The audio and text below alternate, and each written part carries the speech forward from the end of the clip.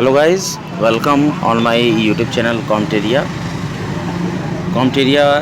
YouTube channel पर अग्निवीर भर्ती exam की तैयारी के लिए महत्वपूर्ण लेक्चर स्टार्ट किए गए हैं। जिस क्रम में हम आज आपको यूरोपीय कंपनियों का भारत में आगमन के बाद हमने बंगाल पर अंग्रेज़ों का आधिपत्य के बारे में चर्चा की थी।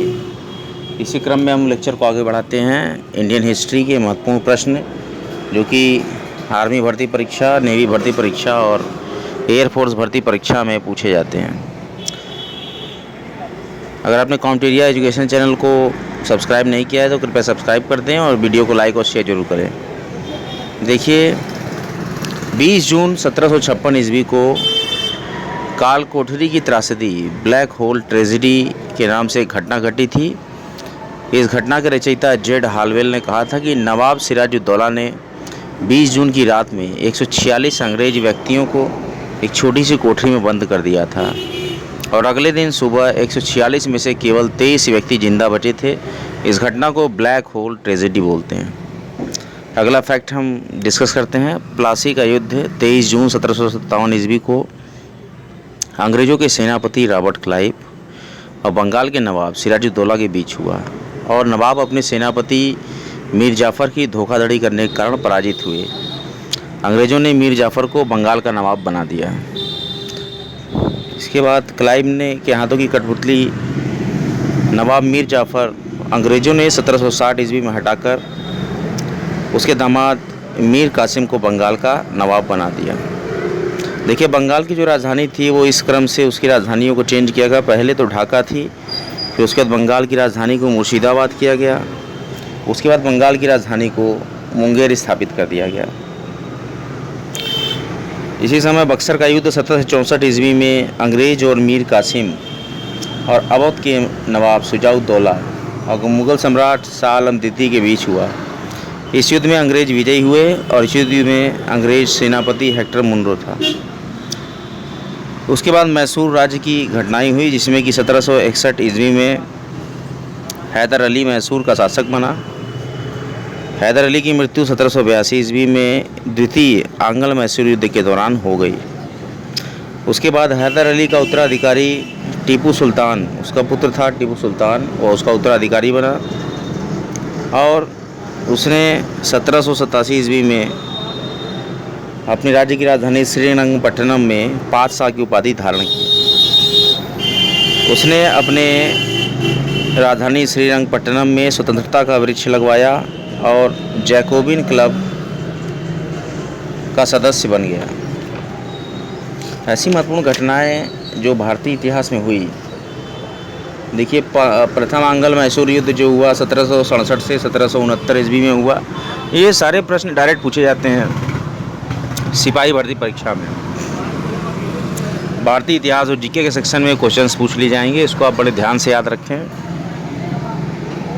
प्रथम आंग्ल मैसूर युद्ध 1767 से 1769 ईस्वी को हुआ। द्वितीय आंग्ल मैसूर युद्ध 1780 से 1784 ईस्वी में हुआ, जो कि वारेन हेस्टिंग्स की अध्यक्षता में हुआ। तृतीय आंग्ल मैसूर युद्ध 1790 से 1792 ईस्वी लॉर्ड कॉर्नवालिस के कार्यकाल में हुआ और चतुर्थ आंग्ल मैसूर युद्ध 1799 ईस्वी में हुआ, जो कि लॉर्ड विलिजली के शासनकाल में हुआ।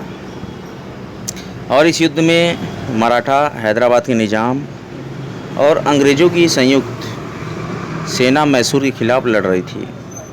टीपू सुल्तान की मृत्यु श्रीरंगपट्टनम के आखिरी युद्ध चतुर्थ आंग्ल मैसूर युद्ध के दौरान 1799 में हो गई और टीपू सुल्तान को शेर मैसूर की उपाधि से नवाजा गया था। टीपू सुल्तान की राजसी झंडे पर शेर की तस्वीर हुआ करती थी। प्रथम आंग्ल मैसूर युद्ध में मद्रास की संधि हुई 1769 ईस्वी में। द्वितीय आंग्ल मैसूर युद्ध में मंगलौर की संधि हुई 1784 ईस्वी में और तृतीय आंग्ल मैसूर युद्ध में श्रीरंगपट्टनम की संधि हुई 1792 ईस्वी। इसके बाद सिख संप्रदाय की स्थापना सिखों के प्रथम गुरु नानक ने किया और गुरु नानक के ही अनुयायी जो थे वो सिख कहलाए।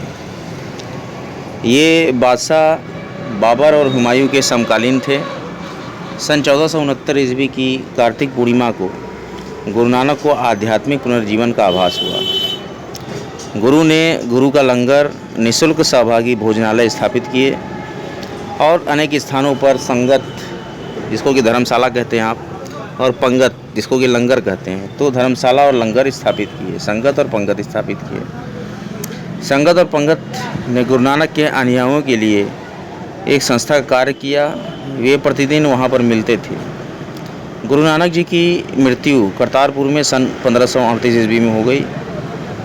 सिखों के दूसरे गुरु अंगद सन 1539 से 1552 ईस्वी, और गुरु अंगद का प्रारंभिक नाम लहना था और इन्होंने नानक द्वारा शुरू की गई लंगर व्यवस्था को स्थायी बना दिया। गुरुमुखी लिपि का आरंभ गुरु अंगद ने किया था और सिखों के तीसरे गुरु अमरदास हुए, जो कि 1552 से 1574 ईस्वी तक थे। इन्होंने हिंदुओं से पृथक होने वाले कई कार्य किए। हिंदुओं से अलग विवाह पद्धति लवन को प्रचलित किया। अकबर ने गुरु अमरदास से गोविंदवाल जाकर भेंट की और गुरुपुत्री बीबी भानी को कई गांव दान में दे दिए। अमरदास ने 22 गद्दियों की स्थापना की और प्रत्येक पर एक महंत की नियुक्ति की। इसी प्रकार से महत्वपूर्ण क्रम चलते रहें और सिख धर्म की स्थापना में हमने पढ़ा। इसके बाद रामदास सिखों के चौथे गुरु हुए, जो कि बीबी के पति थे। अकबर ने बीबी भानी को 500 बीघा भूमि दान दी थी और गुरु रामदास ने अमृतसर नामक जलाशय खुदवाया, अमृतसर नगर की स्थापना की और अपने तीसरे पुत्र अर्जुन को गुरु का पद सौंपा। इस प्रकार से गुरु का पद पैतृक बन गया। फिर अर्जुन देव हुए, जो कि सिखों के 5वें गुरु हुए। इन्होंने धार्मिक ग्रंथ आदि ग्रंथ की रचना की। इसमें गुरु नानक की प्रेरणाप्रद प्रार्थना और गीत संकलित हैं। गुरु अर्जुन को अमृतसर जलाशय के मध्य में हरमंदिर साहिब का निर्माण कराया गया और राजकुमार खुसरो की सहायता करने के कारण जहांगीर ने 1606 ईस्वी में गुरु अर्जुन को मरवा दिया था। इसके बाद छठे गुरु हुए गुरु हरगोविंद। इन्होंने सिखों को सैन्य संगठन का रूप दिया। इन्होंने अकाल तख्त या ईश्वर के सिंहासन का निर्माण करवाया। ये 2 तलवार बांधकर गद्दी पर बैठते थे और दरबार में नगाड़ा बजाने की व्यवस्था की थी। इन्होंने अमृतसर की किलेबंदी की। इसके बाद सिखों के 7वें गुरु हरराय हुए।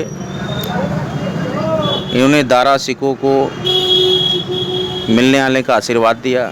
इसके बाद सिखों के 8वें गुरु हरकिशन हुए, जिनकी मृत्यु चेचक से हो गई और इन्होंने दिल्ली जाकर गुरुपद के बारे में औरंगजेब को समझाना पड़ा था।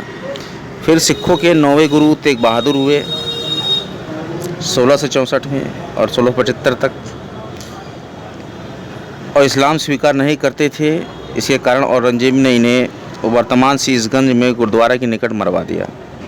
इसके बाद सिखों के 10वें अंतिम गुरु गुरु गोविंद सिंह 1675 से 1708 ईस्वी। इनका जन्म 1666 ईस्वी में पटना में हुआ था। गुरु गोविंद सिंह अपने को सच्चा पातशाह कहते थे।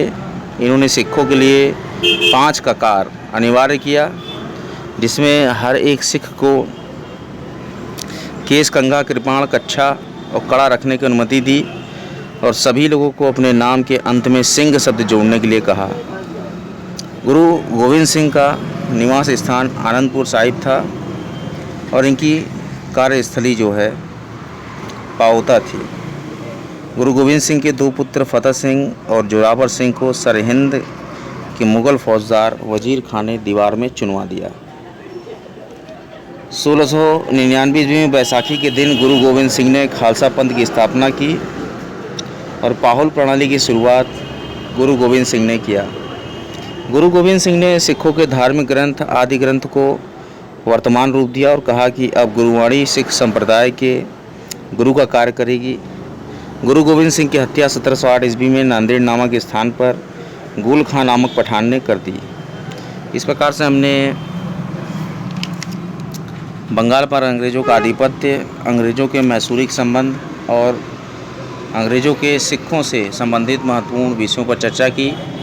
Agniveer army, Agniveer air force, Agniveer navy के सभी परीक्षाओं की तैयारी के लिए महत्वपूर्ण लेक्चर कॉम्टेरिया एजुकेशन चैनल पर लाइव हैं, जिसको कि आप नित्य नियमित सुन सकते हैं।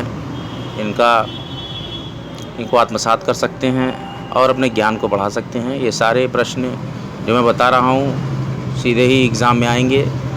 जीके पोर्शन के अंतर्गत Indian history, Indian geography, current affairs, mathematics, physics, chemistry, biology, general science, current affairs, English grammar, ये सारे ही टॉपिक्स अलग अलग बांटकर सिपाही भर्ती, ट्रेडमैन भर्ती, क्लर्क भर्ती, एसएसआर भर्ती, एमआर भर्ती, एनएमआर भर्ती, एक्स ग्रुप, वाई ग्रुप भर्तियाँ, टेक्निकल नॉन टेक्निकल भर्तियाँ, ये सारी भर्तियों में इन्हीं सब्जेक्ट्स में से प्रश्न आएंगे। सिपाही भर्ती परीक्षा के अभ्यर्थी सामान्य गणित, सामान्य योग्यता, अभिक्षमता एवं सभी तैयारी कर सकते हैं। बने रहें हमारे चैनल कॉम्टेरिया पे। वीडियो अच्छा लगे लाइक और शेयर करें और चैनल को सब्सक्राइब करें। जय हिंद, जय भारत।